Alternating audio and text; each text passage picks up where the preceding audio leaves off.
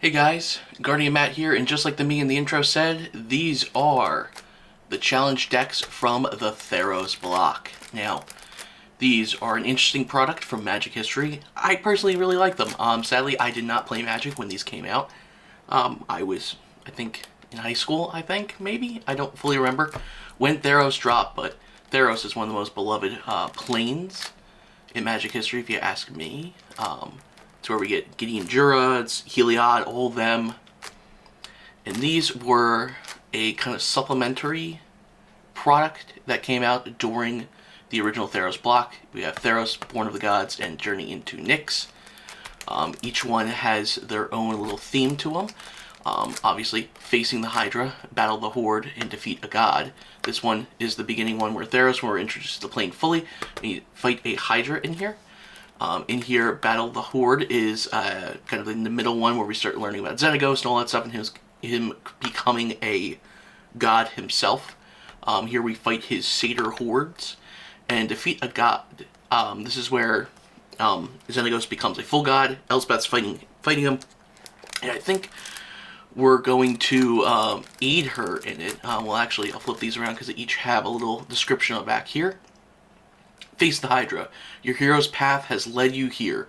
You face a foe beyond all others, the mighty Hydra. Cut down one head and new one sprout. Defeating such a monster will take everything you've got. And it explains what's in each one of these. Here is Battle the Horde. Your hero's path has led you here to Deathbellow Canyon. It is a treacherous place in its own right, but far more dangerous are the ravenous minotaurs that stalk the canyon's cave. Oh, minotaurs, not satyrs. I don't know why I thought they were satyrs. But whatever, so minotaurs.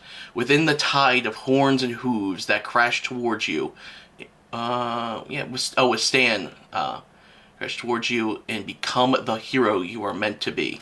Again, tells you what's down here. And finally, defeat a god. The hero's path has led you here. The planeswalker Xenagos has boldly claimed a place in the pantheon of Theros. Heliod demands a champion to strike down the insolent deity. Are you powerful enough to defeat a god and his throngs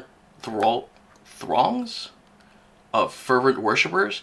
Take up the hero's blade and meet your ultimate destiny. Again, each one's in here. So each one of these has what's called challenge cards in here, and it comes with kind of like a playmat itself. In each one, it does different things. This one obviously has a bunch of cards in here where the different heads of the Hydra, and I think that you're supposed to defeat it before it defeats you. The player who's commanding these decks, you don't get lands, and none of your cards cost mana. You can just play them outright. This is a multiplayer kind of format where it's supposed to be like a band of heroes fighting each other, and you kind of get pseudo-commanders from what I believe. And you fight against the Hydra, the Horde, or the God, and then you go from there with it. It is definitely interesting. I enjoyed it. I guess people, I enjoy the concept of it. I have yet to actually play it, but I've seen it played once or twice. Looks really interesting. I was really hoping that they brought this back with, Theros Beyond Death.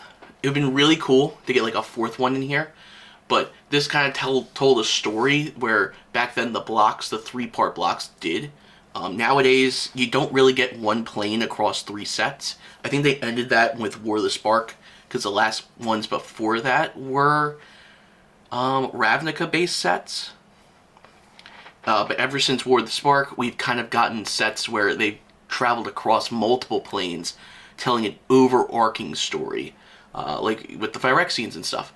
The Phyrexian arc that ended with March of the Machine started back on Kaldheim, which is a completely different plane, and then it would go from one plane to another, to another, to another, to another, and would show us the different planes. And that was cool, because that's where we got, like, this, all the different planes connected to each other. Hey, we need to bring these other characters in, these other things, the MacGuffins that get everything together. That's cool. But since then, we still have that kind of, plane-hopping thing, where right now it's just people essentially just trying to find Jace and Vraska and see what's going on with them. But we don't get to see, these multi-cross set kind of things. And like I said, it was really cool, an interesting thing that came out with Theros. and I was really hoping that they were going to bring it back again with Beyond Death, but hey, who knows. But tell me down in the comments, did you guys ever use these? Did you ever play any of the challenge decks themselves? Maybe we'll get some games in on the channel of me and my buddies playing these. Tell me what else you want to see. You know, if you guys were a little disappointed when they brought out the new Theros deck, well, the new Theros set, and it didn't come with its own challenge deck, or did you guys not really care? You know, let me know. Is there anything else you want to see? Please like, comment, subscribe. Keep out for more videos. And remember, guys, eyes up and keep rolling.